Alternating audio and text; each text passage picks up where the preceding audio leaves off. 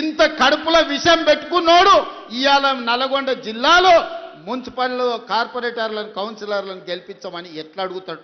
నల్గొండ మీద విషం జిమ్ముతున్న బీఆర్ఎస్ వాళ్ళకు, ఎస్ఎల్బీసీ కట్టనోనికి, రేషన్ కార్డు ఇవ్వనోడికి, సన్న బియ్యం పంచనోడికి, ఆడబిడ్డలకు ఆర్టీసీలో ఉచిత ప్రయాణం ఇవ్వనోడికి ఇవాళ మిమ్మల్ని ఓటు అడిగే హక్కు ఉందా? మీరు ఒక్కసారి ఆలోచన చెయ్యండి.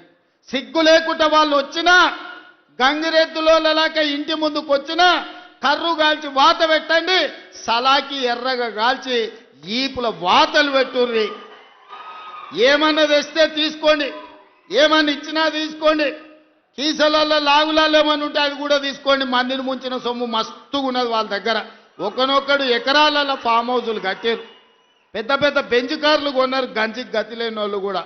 అవన్నీ మనల్ని ముంచిన సొమ్మే, మందిని ముంచిన సొమ్మే. టీఆర్ఎస్ వాడు వచ్చి ఏమి ఇచ్చినా తీసుకోండి, చేయాల్సిన లగ్గం చెయ్యండి.